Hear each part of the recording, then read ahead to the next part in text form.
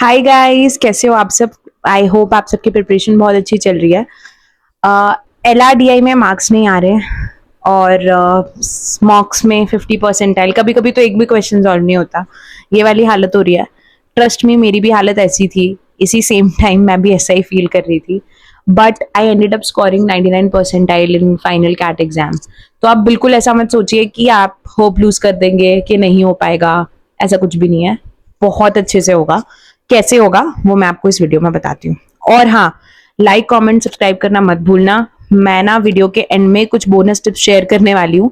ये जो bonus tips हैं ये एक्चुअली ट्रिक्स है जो मेरे लिए काम की थी और हो सकता है आपके लिए भी कर ले। तो please do not forget to like comment and subscribe. Video start करते हैं। तो जो लोग मुझे नहीं जानते, welcome to my channel. I am Osheen Mishra. I am Raipur 2023 graduate and I am here to help you for since the day you think of preparing for CAT till the day you sit for your final placements। तो सबसे पहले तो LRDI ना, आप समझिए कि LRDI में आपको फाइनल एग्जाम के दिन क्या करना है और आप आज कैसे वहां तक पहुंच सकते हैं। तो मैंने बाकी सेट्स के बारे में और CAT and as an exam के बारे में भी आपसे मल्टीपल टाइम्स ये चीज शेयर की है कि कैट ऐसा एग्जाम नहीं है जो बहुत ज्यादा सिलेबस बेस्ड है। अब ये मेजर कहाँ से आ रही है, ये बात LRDI से सबसे ज्यादा आ रही है। LRDI का ना कोई सिलेबस नहीं है, कोई सेट सिलेबस नहीं है कि आप ये चीज सॉल्व करोगे, ये चीज पढ़ोगे तो LRDI सॉल्व हो जाएगा। क्यों? क्योंकि जो भी कोचिंग मटेरियल या जो भी आप प्रिपेयर कर रहे हैं ना, वो सब कुछ बेस्ड है लास्ट ईयर मतलब पुराने पास्ट ईयर में जितने एग्जाम्स हुए हैं कैट के, उनमें जैसे क्वेश्चंस आए हैं हम लोग जो करेंटली सॉल्व कर रहे हैं, सिलेबस वहीं से निकाला गया है। कैसे कि ये वाले क्वेश्चंस पूछे थे तो अरेंजमेंट प्रॉब्लम्स एक पार्ट है जो पक्का एक कैट में आ ही रहा है अरेंजमेंट का। लेकिन एक क्वेश्चन नहीं आ रहा अकेला कि ये अरेंजमेंट का प्रॉब्लम है, उसमें बहुत सारा कुछ एक साथ ही है, बहुत सारे टॉपिक्स वही अरेंजमेंट एक प्रॉब्लम में वो कवर कर रहे हैं। बट तो हम इन्होंने क्या किया कि सारे टॉपिक्स जो भी आए हैं उनको अलग अलग कर दिया, उनका क्वेश्चन सॉल्व कराना स्टार्ट किया ताकि आपका बेस क्लियर हो। और जो आप करंट प्रैक्टिस कर रहे हैं ना, वो सब कुछ बेस्ड है जो पास्ट ईयर पेपर है उनका एक अलग तरीका है उन्हीं को सॉल्व करने का। यही LRDI का सिलेबस चलता आ रहा है। बट जो आगे एग्जाम आएगा उसमें वापस कुछ एकदम से अलग आ जाएगा। तो आपको ये समझना पड़ेगा कि LRDI इज नॉट जिसको आप सिलेबस से ही सिर्फ कवर कर सकते हैं। LRDI डिमांड्स मोर। अब क्या डिमांड करता है, कैसे करना है, वो हम बात करते हैं। तो सबसे पहले ना, आप जब मॉक करो LRDI का, जब आप कुछ क्वेश्चंस कर लो, थोड़े अच्छे से मॉक्स करने लगो, सबसे पहले एक शीट बनाओ, उसमें सारे टॉपिक्स लिखो LRDI के जो आपने सिलेबस में देखे होंगे। अब खुद को रेट करना स्टार्ट करो उन टॉपिक्स में और डेट डाल दो कि मैं 10 में से खुद को 8 नंबर दूंगी अरेंजमेंट प्रॉब्लम्स में। तो आपको ना अपनी स्ट्रेंथ और वीकनेस समझ आने लगेगी। ये आपको कैसे काम आएगा वो मैं बताती हूँ। तो LRDI में ना, जब आप फाइनल एग्जाम दोगे तो मोर देन कि आप कौन सा क्वेश्चन सॉल्व कर सकते हो, इट इज मोर अबाउट कि आप चूज करो कि आपको कौन सा क्वेश्चन सॉल्व करना है। आप क्या करोगे ना, जब भी आप मॉक दोगे तो आप अपने कंफर्ट लेवल के अकॉर्डिंग किसी सेट में आप जो इंट्यूशन से ला सकते हो कि हाँ ये सेट मेरे टाइप का है, उसको रैंक 1 कर दो। सेकंड आप डाल दो कि ये वाला सेट ठीक है मेरे टाइप का है बट वो ज्यादा इजियर था तो मैं उसको 2 रेट करता हूँ। ये तो सेट में बिल्कुल ही बेकार बकवास सेट है, मुझे ना इंटरेस्ट है इसको सॉल्व करने में और ना मैं कर पाऊंगा, क्योंकि मैं अपने पास्ट में जितना ऐसे सेट आए हैं मैं नहीं कर पाता जल्दी एटलीस्ट, तो मैं इसको XYZ रेट करना चाहता हूँ, 4 रेट करता हूँ। ठीक है, तो आप सेट को ना रेट कर दोगे। अब आप क्या करोगे, जैसे आप सेट को रेट करते हो, ये जो रेटिंग है आपकी बहुत ज्यादा आएगी जो आपने प्रैक्टिस करी है और खुद को समझा है वहां से। तो इसलिए ये चीज करना बहुत इंपॉर्टेंट है। अब आप मैं लास्ट में शेयर करूंगी कि टोटली कैसे इसको अप्रोच करना है इस चीज को, कि लास्ट में रेट करने के बाद क्या करना है। उससे पहले मैं एक इंपॉर्टेंट टिप दे देती हूँ कि आप ना रोज LRDI के क्वेश्चन 3 से 4 सेट सॉल्व करना स्टार्ट करो।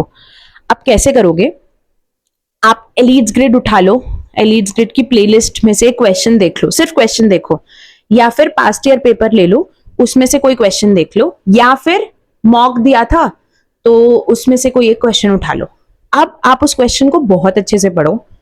उस क्वेश्चन में आप दिमाग लगा लो कुछ आधा एक घंटा अच्छे से, नहीं हुआ कोई बात नहीं, आप अपने आप को ना 24 घंटे दो, 12 घंटे दो, जितना भी आपको लग रहा है, और उसके बाद वापस उस क्वेश्चन पे बैठो। ऐसा मैं क्यों कह रही हूँ, कई बार क्या होता है ना, बैक ऑफ द माइंड आपका दिमाग चीजों को सॉल्व कर रहा होगा, आपको पता नहीं है, हो सकता है आप वार्म अप हो जाओगे शाम तक, तो हो सकता है आपका वो सेट सॉल्व हो जाए, बट आप डायरेक्टली आंसर पे जंप मत करो, क्योंकि LRDI ना आपके दिमाग को प्रैक्टिस ही करवा सकता है, तो वो इसीलिए इंपॉर्टेंट है, आप अपने दिमाग की ना एक्सरसाइज कराओ, इसको take it as an exercise for your brain.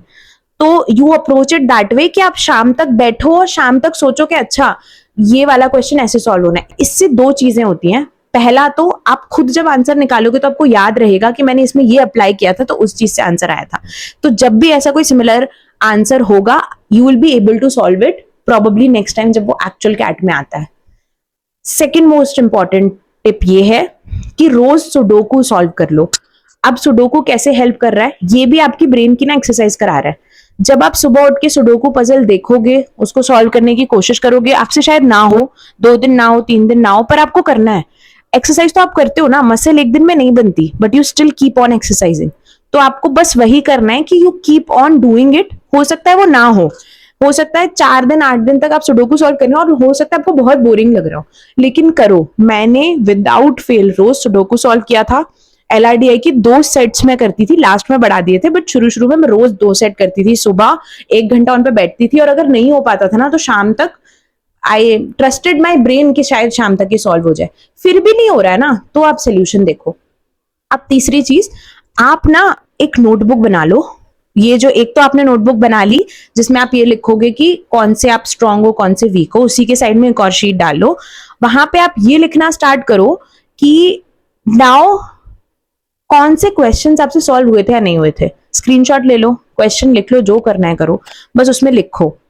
अब जो क्वेश्चन आपसे सॉल्व नहीं हुए ना, उसके साइड में टैब बनाओ ट्रिक्स। कौन सी ट्रिक थी जो आप मिस आउट कर रहे थे जिससे क्वेश्चन सॉल्व हुआ है। ये आपको लास्ट टाइम के रिवीजन में बहुत हेल्प करेगा। आपको अपने ब्रेन को याद दिलाना पड़ेगा कि आपने ये क्वेश्चन इन तरीकों से सॉल्व करना स्टार्ट किया था। तो ये चीज बहुत ज्यादा इंपॉर्टेंट हो जाती है, आप खुद को प्रिपेयर कर रहे हो टुवर्ड्स द एंड। और हो सकता है डायरेक्टली आपको काम ना आए, पर LRDI में ना बहुत कुछ इनडायरेक्टली काम आ जाता है।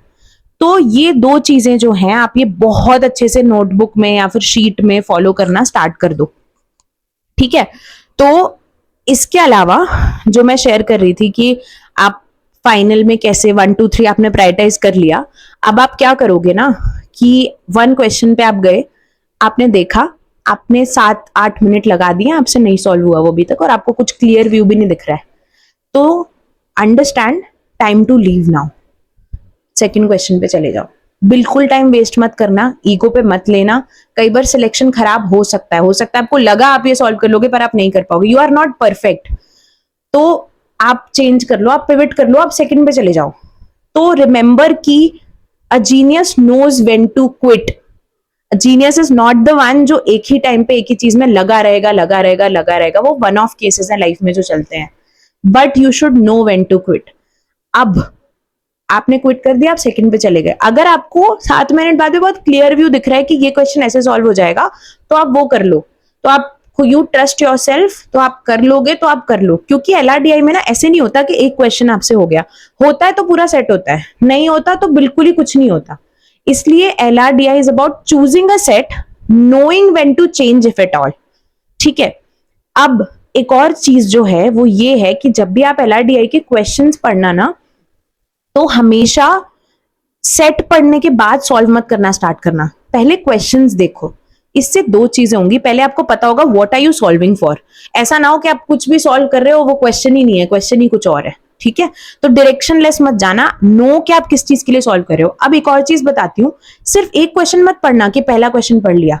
कई बार क्या होता है ना, 4th क्वेश्चन में उस चीज का LRDI का ट्रिक होता है कि ये अच्छा, अगर बंदे ने क्वेश्चन में लिख के ये क्वेश्चन पूछा है तो मतलब इसका लॉजिक ये होगा, लिटरली ऐसे कनेक्ट होती हैं चीजें। तो ना चारों क्वेश्चन ढंग से पढ़ना। कई बार क्या होगा ना, LRDI के क्वेश्चंस में ही LRDI की ट्रिक होगी जिससे वो पूरा सेट सॉल्व हो जाएगा। ये मैं सच बोल रही हूँ, आप धीरे धीरे जब आप प्रैक्टिस करेंगे ना तब आप समझेंगे कि मैं क्या बोल रही हूँ। तो आप ना पूरा क्वेश्चन पढ़ना, ठीक है। एक और चीज है, कई बार क्या होगा ना, आपको ऑप्शंस जो आते हैं ना, उनसे भी क्वेश्चन सॉल्व हो जाता है कि आप इन चारों क्वेश्चन जो सेट में आए हैं उनमें से एक में एक्स वाई जेड ही ऑप्शन था, तो इसका आंसर एक्स वाई जेड में से ही कुछ होगा, तो क्या फिट हो रहा है वो बहुत ज्यादा क्लियर हो जाता है।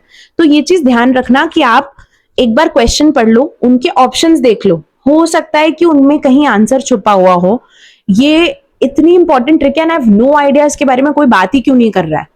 तो ये चीज बहुत क्लियर रखना, इस चीज को समझने की कोशिश करो, धीरे धीरे you will be able to crack it, you will be able to understand it, और आई एम वेरी श्योर आप कर लोगे इजिली। तो अपनी प्रोग्रेस समझते जाओ और खुद पे ट्रस्ट करो। The only thing I did was I trusted my self कि मैं कर ही लूंगी। LRDI इज नॉट लाइक कि बहुत इंटेलिजेंट लोग ही कर सकते हैं, मैं भी कर सकती हूँ यार, इट्स ओके, मतलब क्या प्रॉब्लम है। तो मैं अगर वो कर सकती हूँ तो आप तो कर ही सकते हो, डू नॉट वरी। तो होप रखो, समझो कि इट इज पॉसिबल, आप लेट नहीं हुए हो, एंड ऑल दी बेस्ट। ऐसे और वीडियोस के लिए please like comment and subscribe कर दो, वो मुझे बहुत ज्यादा मोटिवेट करता है कि मैं नई वीडियोस बना पाऊं। तो please like comment subscribe. Bye bye, all the best with your preparation.